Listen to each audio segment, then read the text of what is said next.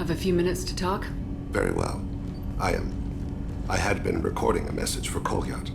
How are things going with him? It is difficult. All things worth keeping are. I never explained. I suppose the story of my wife's death took you by surprise. I figured you'd explain to me when you were ready. I appreciate your patience. I kept my work clear of our home life. I assumed that would be enough to protect Irika. That memory I mentioned before. Laser dot terminals on the target's skull. The smell of spice on a spring wind. Sunset eyes defiant in the scope. That was Irika. That was how I met her. She saw my targeting laser as she walked by and threw herself in the way. So how'd she go from blocking your shot to having your children? I had to meet her.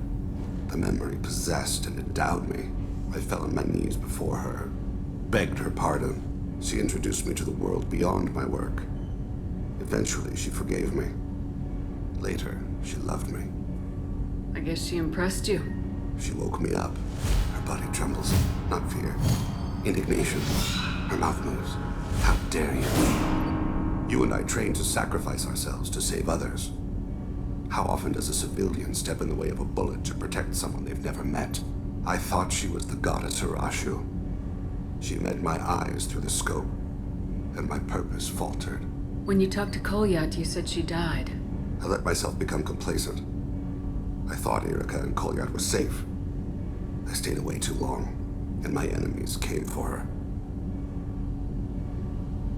Who came for her? Batarians, a slaver ring that was preying on Hanar outer colonies. I'd killed their leaders. They paid the Shadow Broker to find out who I was. But they were afraid of me, so they went after her. You told Kolyat that you hunted her killers down. Irika woke me up. When she passed, I returned to my battle sleep. My body hunted her killers, murdered them. I was taught to grant death quickly, cleanly, to minimize suffering. Them, I let them linger.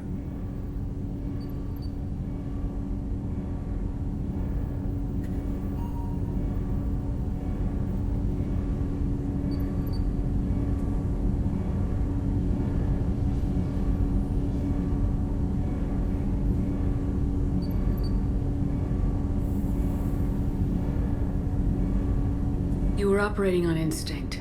By your own rules, you can't blame yourself. But I made the choice to hunt them. They're the only lives I've ever taken of my own choice. The only deaths on my own conscience. I haven't spoken about my wife, and I don't think I ever have.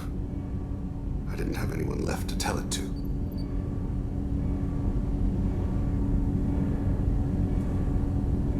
You're talking to your son again. That's huge. Don't lose sight of that by dwelling on should-have-beens. You are correct, of course.